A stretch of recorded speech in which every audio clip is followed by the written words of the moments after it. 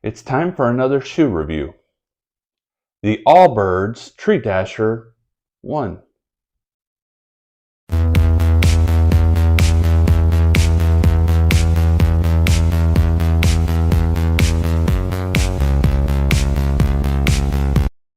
Welcome back to Life in My Shoes Reviews and such, where I'm going to review another pair of shoes.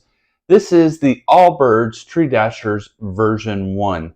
As a caveat, this is not a sponsored video. I did purchase this product. As a second caveat, this is a discontinued shoe because they have released the 2. So I am reviewing the 1 with the understanding that hopefully the majority of what I review on the 1 is consistent with the 2. Another point of fact is that this is a running shoe. Although I did not purchase it specifically for running, which I will describe more later, this is designed as a running shoe. First, I'll tell you about the purchase, primarily to give you information should you want to make a purchase yourself. Second, I will tell you about the product, often as described by the manufacturer. And third, I will tell you about my thoughts and opinions, focusing on several categories. First, let's talk about the purchase. As I mentioned, these are the Allbirds Tree Dasher 1s. This is a discontinued line. You can only get the 2s on their website. Using the 2s as the retail value, the Tree Dasher 2 are $135 at a retail. So had you purchased the 1s brand new, they would have been right around that dollar mark. What I can say is I purchased these brand new from a secondhand retailer. You may be able to find the 1s cheaper from a secondhand retailer.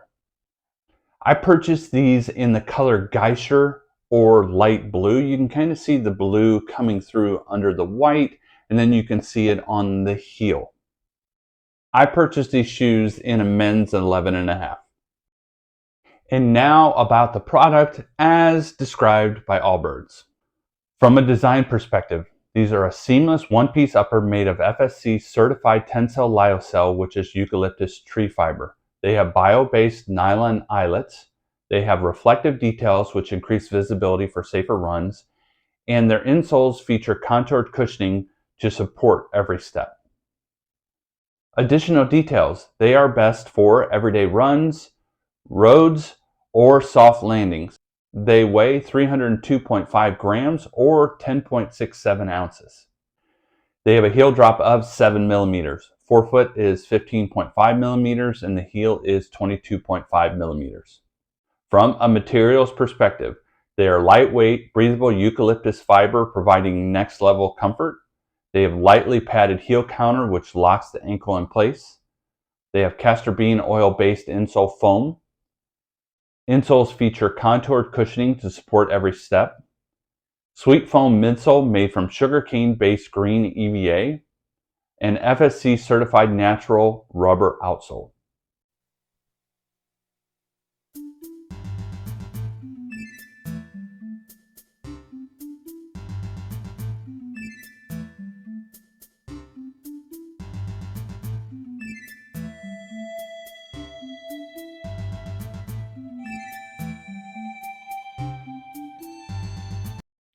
Now, my thoughts and opinions in 5 categories. I will be focusing on fit, style, materials, value, and overall, which is typically a summation of the other points. As mentioned previously, these are a running shoe. As alluded to previously, I did not purchase these shoes as a running shoe. I purchased them as a casual shoe with the intent to be a good summer casual shoe. Secondly, I purchased them with the intent that I would wear them on an upcoming vacation to the United Kingdom, which had a lot of intended walking. So for me, these were purchased for casual wear. Let's talk about fit. These shoes fit true to size. As I mentioned, I ordered them in an 11.5. What I'm discovering is I'm closer to an 11.5 than an 11. So that is a true to size fit. They have a roomy upper due to this forgiving and stretchy material.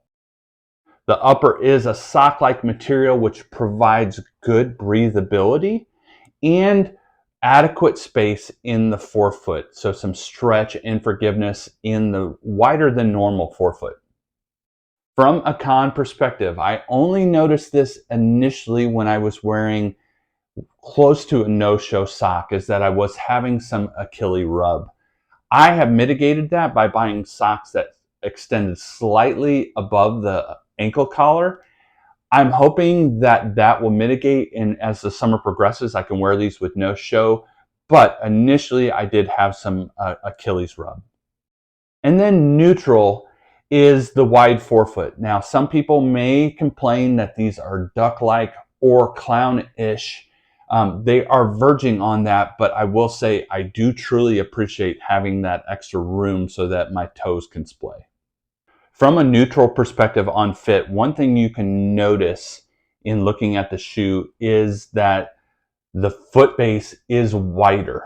So about a ½ inch wider at the forefoot and at the heel. So there is some overhang. You can kind of see the overhang that happens at the heel, even on the back, and then at the front, you can kind of see the overhang. Now, that isn't a huge concern because, again, this is designed as a running shoe that you need to have a real stable base. You can't have a real narrow base that has some rolling, could present issues with pronation. So I understand why they have it, but that additional ½ inch at the heel and the forefoot could continue to promote what some may say these are a duck-like or a clown-like appearance. From a style perspective, again, I'm going to go back to the duck-like or the clown-like. Some may say they are duck foot looking or clown shoe-ish. So that may be a knock for some from a style perspective. And then from a style perspective, it is a tongueless design. So I tie the laces and I never mess with them again. I can slip my foot in and out of these. From a running perspective, what that means is if I would have to lock this down much more, this material underneath the laces could bunch and create some hot spots on the top of the foot.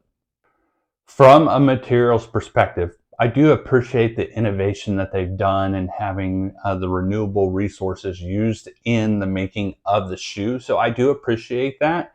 And what that's produced is a super soft, super forgiving, and hyper breathable upper. Additionally, the sole is soft and spongy and does provide great support. And from a value perspective, again, this is intended as a running shoe. $135 is unfortunately right in the sweet spot of where you would pay for a running shoe. When I initially started running shoes were around 100. 130 is the atypical these days. 120 to about 140 is what you're paying for an atypical running shoe. So it's right in that window. Now, I would not buy these as a running shoe. I would not wear these as a running shoe, and I probably would not recommend these as a running shoe. So that means that $135 for these to wear as a casual shoe, which is what I think they work better as, is a little high. To kick off my overall opinions, let me tell you a little bit about, again, the intended purchase of these shoes. I purchased these shoes for casual wear. I purchased them as a summer shoe. That's why I went with the light, and I went with something that was a little more airy and breathable. Why did I go with the runner? Because the runners have rubber on the outsole, and I think some of their other shoes do not have that additional rubber. It's just the EVA, which I found wears really fast. So I bought it as a summer shoe, but I also bought it with the knowledge that I had a vacation to the United Kingdom coming up, which would involve quite a bit of walking. And what it ended up being is something like 60 miles over 6 days. So roughly about 10 miles a day, with about anywhere from 8 to 10 hours of that being on our feet. So there was a lot of walking, a lot of standing. As a point of clarity, I don't know that any shoe could have relieved the discomfort in my legs and my feet with that much walking and that much standing. So I think they stood up fine to that. Now, did I still ache? Absolutely, but I think I would have with any shoe.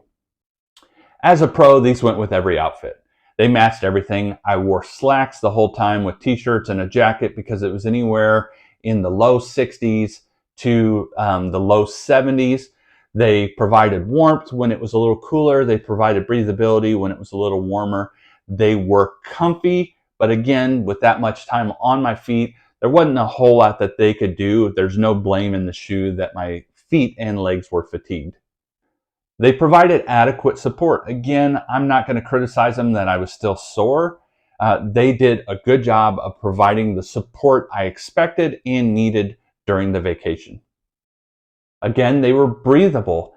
With the weather having this wide range where it would cool, actually would cool into the 50s at night, and during the day sometimes it would feel like it would get into the low to mid 70s. They did a good job of covering my feet and keeping them warm, but also being breathable when it got a little bit warmer. Again, I love the forgiving toe box. That's a big deal for me. That will, my feet, if I wear a shoe that is too narrow for too long, which, you know, again, 10 miles a day with 8 to 10 hours on your feet, my feet will experience greater fatigue. So having the ability for my toes to display, even though these aren't a running shoe, I still appreciate that in a casual shoe. And then finally, these are washable. I appreciate that I've already washed them 3 times. I like that I've been able to wash them, and it kind of takes care of some of the smudges. As a con, again, this is a little bit on me because I got a light color. They can get dirty.